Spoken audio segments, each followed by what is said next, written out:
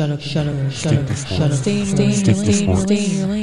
to the Mind Your Own podcast with Erin Sorensen and Sausha Durkin,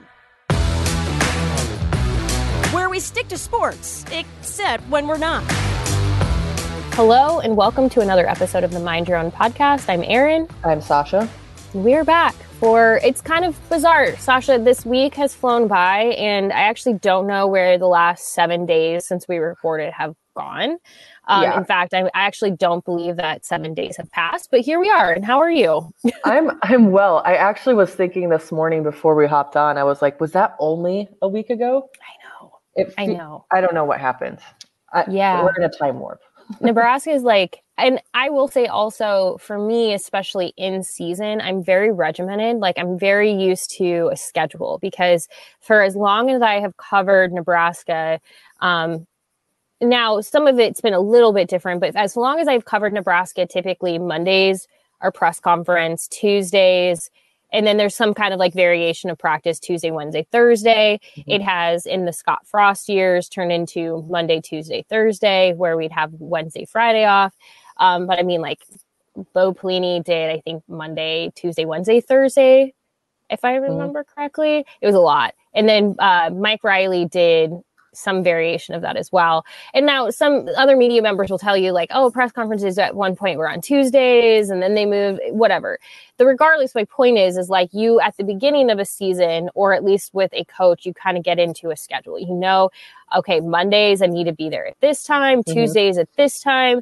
And it just kind of gives you a bit of focus. Mm-hmm. And I realized something because this season has been so strange. Yeah. And we are going to be transitioning out of the Monday press conference into those moving to Tuesdays. And then when the new coach is hired, it could go back. Who knows? Right. But for right now, that's what it's going to be through this season. And I was sitting in my house on Monday, and you'd think oh, Erin, you'd love to have a Monday at home.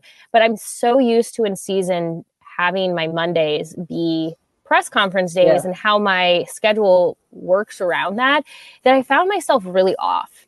I have found myself just very consistently off. Yeah. So it's just been, you don't realize how much it affects you until your schedule gets out of sorts. And that's where I'm at right now. I'm not going to the press or the availability of the press conferences or anything by any means, but I've gotten some stuff added to my plate. And so my schedule is just bonkers. I'm having to constantly shift things around. And I'm starting later so I can work later type of a thing.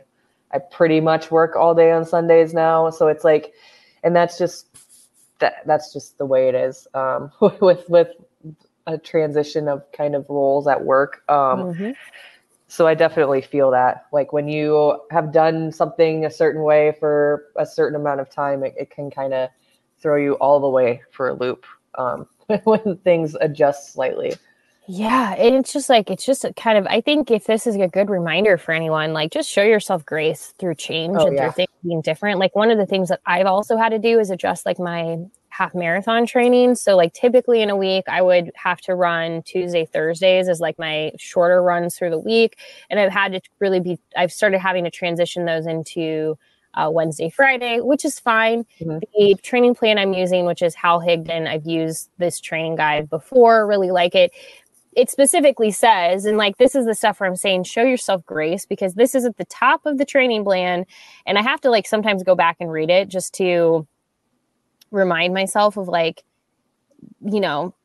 just don't be dumb through this whole thing. But it just really says and of course I'm not going to be able to find it right now, but his whole point is you don't need to follow these exactly day by day. If you have 7 days and within those 7 days, you're going to have 2 shorter runs, 1 longer run, 2 cross trainings and 2 rest days. No, you don't want your 2 rest days back to back. If that's not the goal, but here it is. Don't be afraid to juggle the workouts from day to day and week to week. Be consistent with your training and the overall details won't matter.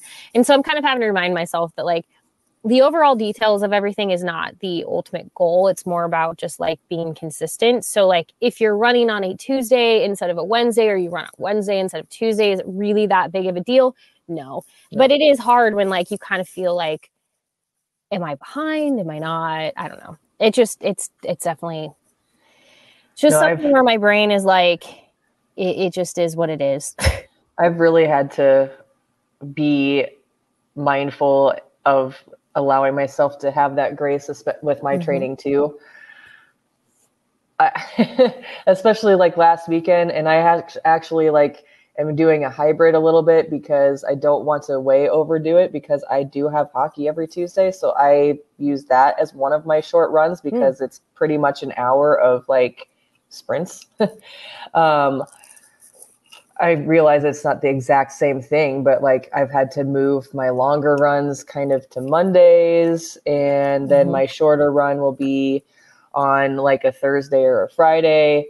But this week I did the shorter run yesterday, and I'll do the long one on Friday because I'm supposed to be off on Friday. And so it's just, you just sometimes have to balance things and move things around and figure out what balance looks like on a week-to-week basis, because it's not always going to be the same every single week. Oh yeah. I just doing what you kind of just have to find what works for you and make what works for you possible. And yeah, it is, but the whole inconsistency of it, like I sometimes I don't think kind of stop and realize how much that can have an effect, because I was feeling really, really off. Like, and I was having this conversation with my husband where I'm like, nothing was bad. My day wasn't bad. I got things done. I didn't get as much as I had wanted to get done, but that was part of the problem, is I felt really off. I just felt really like kind of almost foggy, where I just didn't feel completely myself. And I think a little bit of it is like, I'm really used to getting up on a Monday and like that starting my week, going to Lincoln, going through press conference day. And so it's fine. And then I just have to point this out. The internet right now, through this whole coaching search and everything with Nebraska, is going to drive me crazy. But I have to just like, this is so non-incidental. It's like the least important thing of anything that has happened. But I just have to say, like, this is the stuff where like my brain is so bothered by these things. So typically, like here, we're just like through this whole coaching change, going to pull back the curtain on some things that some of you might find interesting, some of you might not. It doesn't really matter to me. But one of the things that Nebraska has done through the press conference for years is they offer lunch. And that's just pretty consistent. And it's because of Nebraska's partnership with Valentino's. I don't want to make it sit here and seem like they're like catering in all kinds of different things. It's typically pizza, salad, breadsticks. And then every like maybe, and honestly, I'm a little bit like mad that I think this would have been last week. And so hopefully we get it next week, is the lasagna day, which means dessert pizza. But the thing is like that it's just been pretty consistent. The reason they do that is because press conference day typically falls right over the lunch hour. It starts around 11:30 in the morning, and it runs until about 2 to 3, depending on the time. Like, I would say it definitely goes to about 2. It just kind of like depends on the like traffic of players as they're coming in from classes or after meetings, or in some cases practice, depending on the day. If you're there over the lunch hour. And so you could say, we'll pack a lunch, but I think this is just something that a lot of programs, and specifically Nebraska, do, because they think it's just, hey, this is our partnership with Valentino's. They kind of just build it in whatever. Well, this press conference that we're having the day that we're recording this is sort of an unplanned one. This is because Mickey Joseph, Nebraska's new interim coach, really needs to address the fact that he let defensive coordinator Eric Schnander go. Right.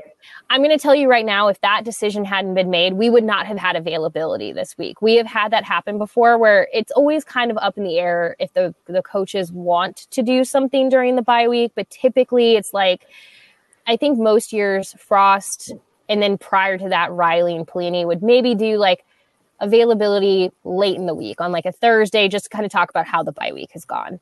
Yeah. But they would rarely do anything else. So having a true like quote unquote press conference is pretty rare during a bye week. And so Josh Peterson, who Josh cracks me up because he's very sarcastic on Twitter, and he quote tweeted the or he shared a piece of the email talking about this media availability that we're going to have. And at the end it said, because this was not a regular scheduled weekly press conference and Coach Joseph is the only speaker, we will not be serving lunch. So Josh said, wow, Mickey Joseph continues to make change at Nebraska. And I know he's joking, but the amount of people who are like, well, what does that mean? And I'm like, it means nothing. It means this was not a planned thing, which means there's a contract with Valentino's and there wasn't a contracted lunch for this week. So they're not going to make Valentino's come bring pizza, salad, and breadsticks for one speaker. So anyway, I don't know why this is the stuff that's setting me off. It's not Josh's tweet. It's all the people that are like, basically saying like, this is the conclusion. Like, and I do appreciate to the person who made that comment. He was like, are you doing a bit? I was like, I need everyone to just chill. Well, and I think that I'm trying to choose my words very carefully here.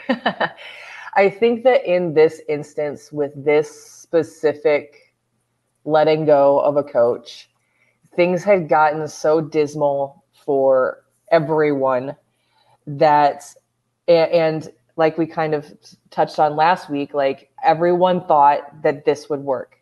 Everybody thought that this would be the turning point for the first time in a very long time. And then it didn't work out. And it was so much didn't work out that I think that everyone is just, wants to overreact to everything because they're so upset. Yes. And there's nothing that isn't absurd, and so I think literally everything is being overreacted to more so than it has been in the past. Yes. It's going to be a very long season. Oh my and gosh. I really I'm already kind of at my wit's end with a lot of it. Because here's the reality of, and we'll probably, like we said in our episode prior to this one, so depending on when you're listening, you can go back and listen to it. This is Nebraska making the decision to part ways with Scott Frost when it did is going to mean a long season of rumors. It's just the reality of this business. Yep. And you have to be really careful as a consumer of this information for a number of reasons, because you're going to right now in the last 3 days, it's been back and forth of this source said Urban Meyer was contacted. This source said Urban Meyer was not contacted. This source says they were. And it becomes a bit of source war. Yeah. And here's the thing that you always have to be careful with this is I'm not saying that whomever's sources are incorrect, but some sources are not as dialed in as others. And that's not to say that their information is not valuable or worthwhile or strong. Somebody could have said to somebody, hey, when, Urban Meyer was in town for, big noon Saturday, whatever it's called, he had a conversation with Trev Alberts. That conversation could have been about, as we're looking for a new coach, do you have any recommendations? It could have been, how are you liking your new job as an analyst in this role? It could have been literally anything. And this is going to be the facts of the matter are all of the coaches that Nebraska will be interested in. And I really, truly don't believe Urban Meyer is an option. So I'm just going to say, I do not believe he is interested in Nebraska. I do not believe Nebraska is sincerely interested in him. And I understand that is very a polarizing thing right now. But I actually think it's very defeatist in mentality to think that it's him or nothing. There are a lot of really, really, really good coaches in this country who could turn a program around sincerely that I think, to your point, everyone is so triggered by everything right now. Everyone is so hurt and so just angry about what happened or insert emotion here and it's valid. Yeah. But because of that, I do think there are people who are kind of almost grasping where it's if it's not this, it's nothing at all. And it's not, Nebraska is not at that point. There's a reason that we're having these conversations where so many names come up because there are a legitimate number of good options. Yes, for sure. So, but the real important piece of this is people need to just kind of relax, because there will not be a decision made until the end of the season, because all of these coaches or all of these prospects, with the exception of someone like, say, Urban Meyer, who's currently on TV, everyone else, like your Matt Campbell, your Lance Leipold, your Matt Rules, they're all coaching right now. Right. They're not entertaining this. And so when you hear them get asked at a press conference, hey, your name got brought up in this, they're not going to say, oh yeah, my agent was just, or you're going to start hearing, hey, this person might be interested, because their agent is doing their job. Right. Yes. They're realizing that they can utilize this opening, whether that person is interested or not, to maybe get them an increase wherever they're at right now. So everything you hear has to be taken with a grain of salt, knowing that there are a lot of parties involved here with a lot of very individual, just there's things that matter to people differently within this, and they're all going to be putting their time and attention toward it. So it could be an agent, could be boosters and regents who have specific wants in a coach. And none of those people mean anything until Trev Albert says that's the person. Exactly. Here's the other thing. Like, selfishly, actually, no. My thought was what I was about to just blurt out was, I wish they would have waited to get rid of, fire, relieve of duties Scott Frost until the end of the season, but they couldn't do that, only because this coaching search, the rumors, all of that is like you said, going to make this a very long season. Here's the other thing too. You touched on something that immediately in my head I was like, ding, ding, ding, ding, ding. Nebraska isn't going to make a desperation hire. No. In my opinion, Urban Meyer would be a desperation hire. It's a big flashy name, and I understand people latching onto that and being like, oh, but you have to look at all of the facts in a situation. You have to pay attention and actively listen to what people are saying, because people will tell you what they want you to know if you're actively listening. If you actively listen to what Trev said in his press conference, he told you what you needed to know and what he wanted you to know. They want someone with character. They want someone who would legitimately turn a program around. Keep those things in mind when you're approaching what you're interacting with in terms of rumors and things like that. I said this, or some variation of it, on Derek's Varsity Club podcast episode, the previous one to when we recorded this, that the issue I run into with a lot of names that have gotten thrown around, like, so for instance, a lot of people are really excited about Bill O'Brien. My fear with a guy like Bill O'Brien, and these are the things that Trev is going to have to think about, and why I'm grateful I don't have to make this decision. But Bill O'Brien's, his coaching trajectory kind of always feels like he's looking at what's next. What is next for me? And there's nothing wrong with that. Like, I want to just point that out, that there's nothing wrong with how different people approach. There are some people in this country, in this world, who they just are happy coaching where they're coaching. They want to be a coordinator for the rest of their life, an assistant. They don't want to be a head coach, or they want to keep progressing. They want to, get into the NFL. They don't want to be in college level forever. People are always going to be different. And so I don't want to say that as like a negative toward him but his trajectory always kind of feels like he's looking at the next step for himself. Right. So then when I look at someone like Urban Meyer, he's somebody that I don't imagine would be coaching much longer, even if you take away everything else, which I watched this conversation happen. And there's a lot of, people who are, look, you go back and forth, and like, when you look at his time in college football, he won a lot, and you can't deny that. Like, I'm not taking away from that. 1,000%. He had one of the 7 best winning percentages of all time. And if you're somebody who hasn't been winning for a long time, that's very enticing. We're like, oh, for sure. But here's the thing. I appreciate John Bishop saying this on Twitter, but he was very clear. He's never rebuilt a Power 5 program. And somebody was like, oh, does Utah not count? And he's like, that was a very different time frame. Yeah. We're talking more than 20 years ago. Right. So he's looking more recently. Yeah. He's like, he never had to recruit to a Power 5 without a built-in recruiting base.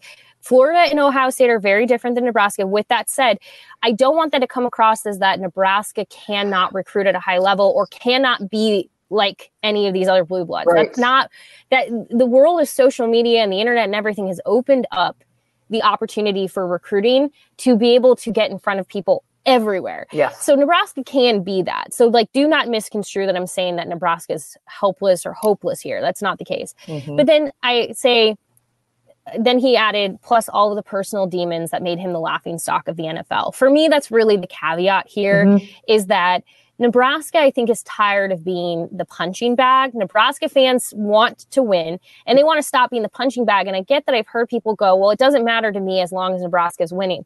That is a big gamble to take when you don't know if this person, like any person on any of these lists, like there's a little bit of capturing lightning in a bottle when it comes to a really successful head coach. There's a reason that Alabama fans are scared for the day that Nick Saban retires, because they're like, what happens then? Who's the next person? Right. And like, when you think about like, who's the, for instance, Lincoln Riley of this current coaching year, I don't know who that is right now. Right. And even then, is Lincoln Riley going to be the next big coach at USC? Right.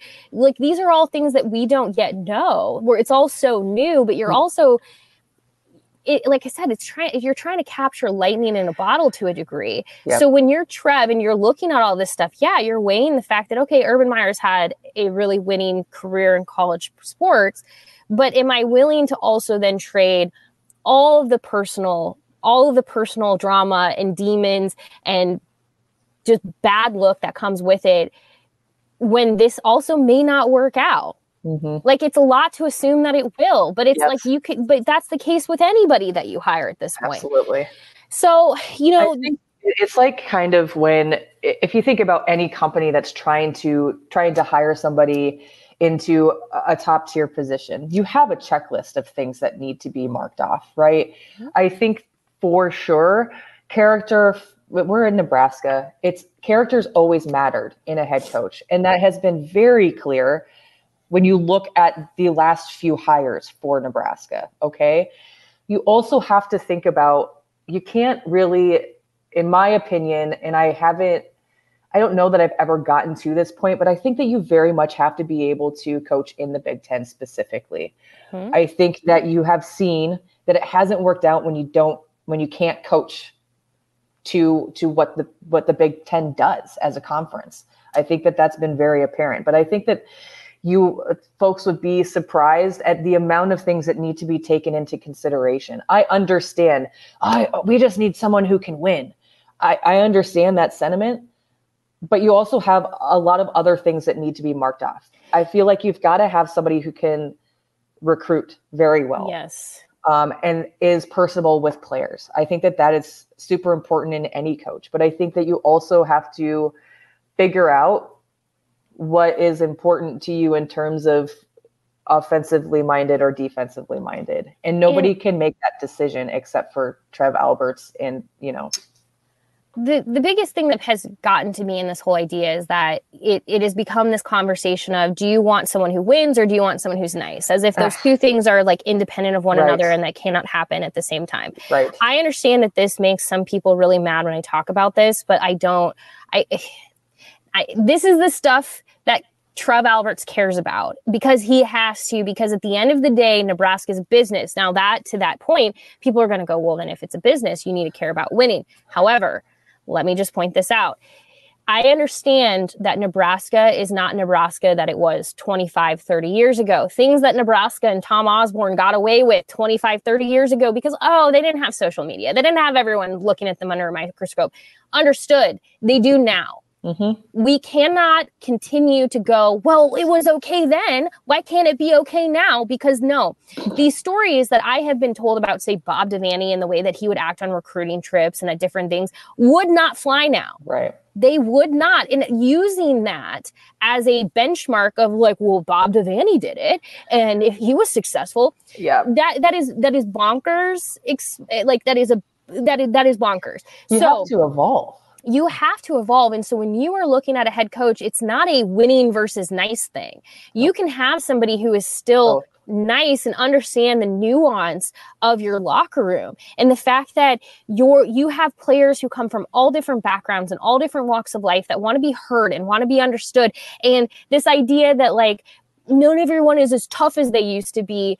Like like, it's just this idea that like it has to be what it once was to be successful. But when you look at what some of the most successful programs in this country, and I'm even going to take it beyond college football. When you look at any sport, when you look at the most successful college volleyball teams, when you look at the most successful NFL teams, when you look at the most successful pro soccer teams, the ones who end up winning are the ones who adapt, the ones who evolve within how the sport itself has evolved. If you think that Nick Saban and Alabama are operating today the same way that they were 10, 15 years ago, you are sorely mistaken. One of the best things that Nick Saban has done is evolve with that program. And he is very aware of how he interacts with his players. There's a reason that ESPN has done that special of like how when the new freshmen come on campus, Nick Saban takes them out for a boat day at his lake house and he does the one-on-one bonding time. And there are people out there who I guarantee would be like, that's soft. But Nick Saban understands that one-on-one connection that has evolved into, it's not any longer like your coach. Like your coach has to, like for a lot of these players, has to come across as like a family member in a way. Like you're dedicating time to them.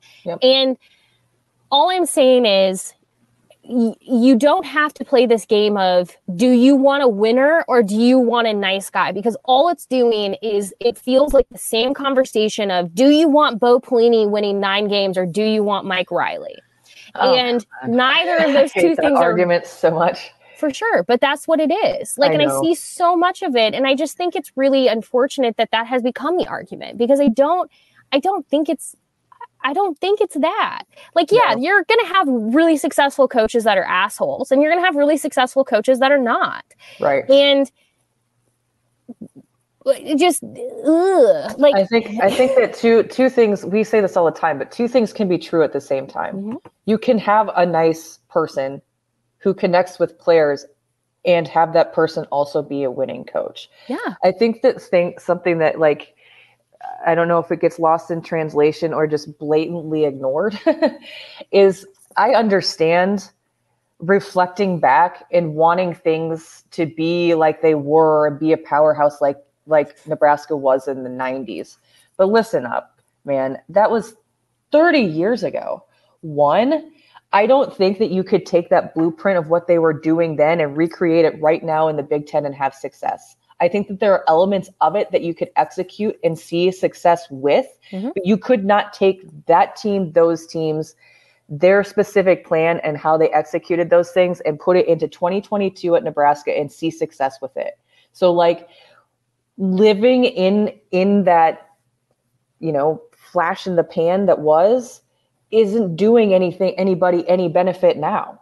Like, you're not going to recreate that same exact thing. And so, like, having that conversation, being like, oh, well, they did this. Oh, the way that things were then couldn't be and exist the exact same way now. It's just a very, very different in terms of, like you brought up, social media, the way that recruiting's changed. You have NIL now. Like, there are so many other elements that didn't even exist then in any conference that, like, you're underserving yourself. And I feel like just like totally shutting down an actual, like, I don't want to call it a good or bad conversation, but like there are possibilities out there that I think are not being spoken about within the fan base because some folks are so very much focused on that. And you can, like Erin said, have a winning coach that is nice and knows how to recruit.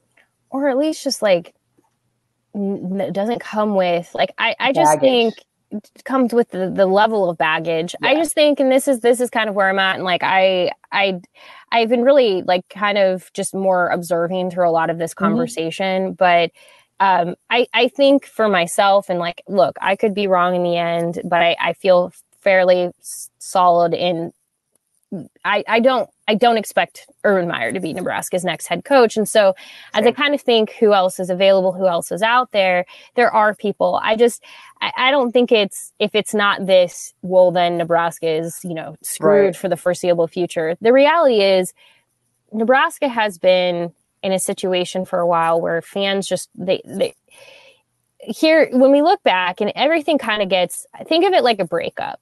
Everything gets rose-colored glasses in hindsight, where people now are going, oh, you shouldn't have fired Bo Pelini, because it's easy to do that now. It's easy a decade later to be like, you know, look how different things were 10 years ago. And yeah, everything was very different 10 years ago.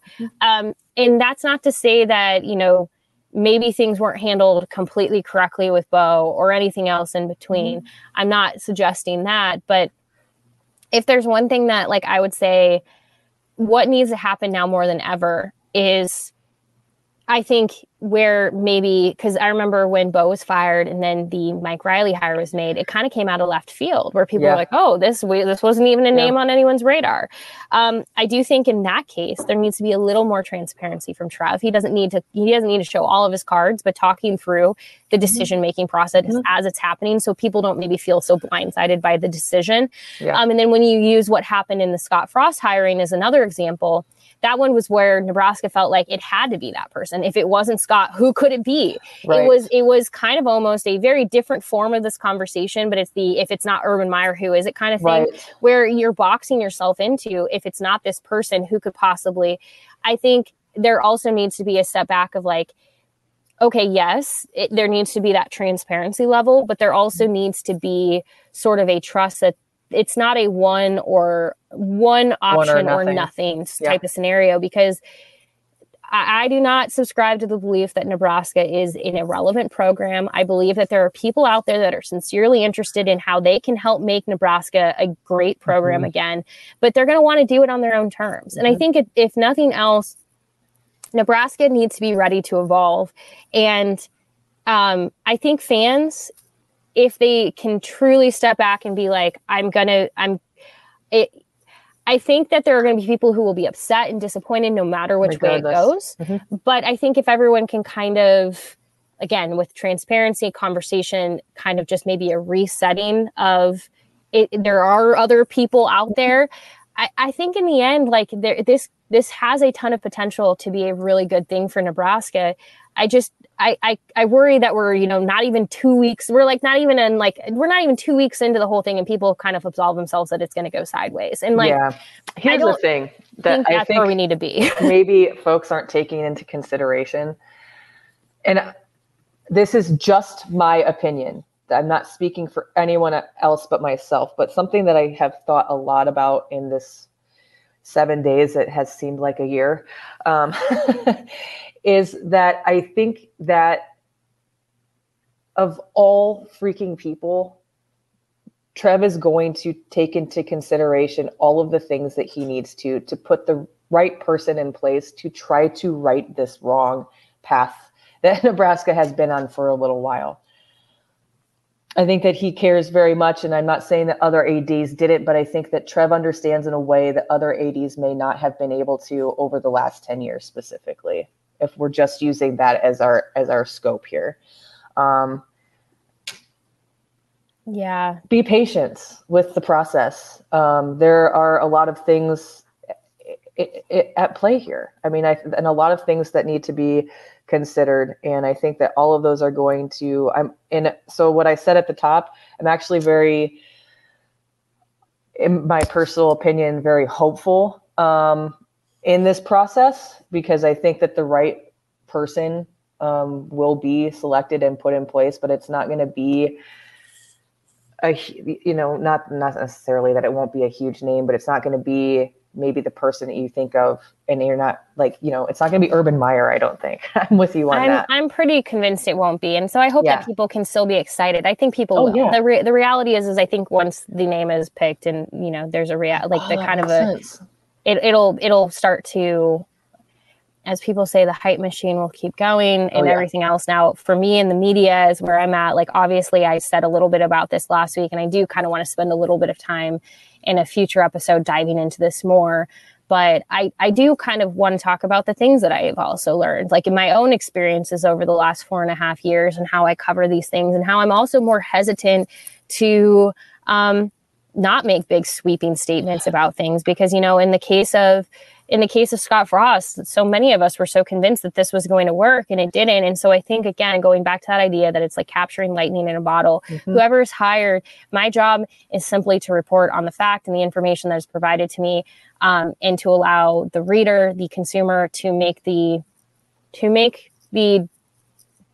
decision for themselves how they feel about something or not.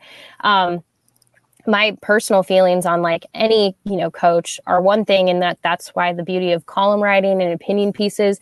So please also never get it twisted between what is opinion and column versus, sincere reporting. But I mean, even for myself, I think a lot about like what I have learned in the last 10 years and how I will look at whomever the new coaching staff is and, how they do things. And I hope that they do things differently. For me, there's no reason that things have to be the same. And think outside of the box. Yeah. I mean, honestly, like if you want to sit there and you want to change the tunnel walk, change the tunnel walk. Like if you want to change, the way that like practices are run, okay, change them. Right. All I ask is please don't hold them at night like Mike Riley did, because that really stunk. That was my only complaint, is I didn't love practice ending at like 7:30. But beyond that, like do whatever you want. Right. You've got to, I think that I mentioned it earlier, but you've got to be able to evolve a little bit. And sometimes tradition serves a certain time period, and then it just needs to move on to the next thing, heighten itself a little bit. I appreciate Trev saying that when he talked about firing Frost. He basically said, we need to stop talking about we need to stop talking about the 90s. We need to stop talking about those championships and everything else. Like they happened and that was great. Yeah. But that isn't where the program is anymore. Yeah. And I think that actually might be what's holding Nebraska back in some ways, is this idea of what was versus what can be. And so I think through all of these coaching changes, it's really needing to look at like what the future can be for this program. Not so much like, how do you get back somewhere? Yes. I think going back go back home. No, it is time to shove that to the wayside. Elevate, keep up with what you're currently looking at. Yeah. I know that we've got to wrap it up here, but that was something that always kind of bothered me about Scott Frost being hired. And I know that we touched on like the why that needed to happen, but like we touched on last week again, you can't necessarily take success in one conference and then apply that to a different one. I think that you've got to keep in mind what works and what could work and be very successful where you currently are. Yeah. And that just, I don't know, maybe I'm ridiculous, but I think that there's a lot of hope in the future for Nebraska. I think 1,000%. I think that this should be an exciting time where like the future can be redefined. Yeah. And I would just say that if you are somebody who, I just wouldn't allow yourself to get boxed into thinking it's one person or nothing. And if that person isn't there. You've got to also think about this as a rebuild. You've got to rebuild because what has not been working. So you've got to change and rebuild. And to everyone who's going to say, but Nebraska's been rebuilding for the last 20 years. Have they?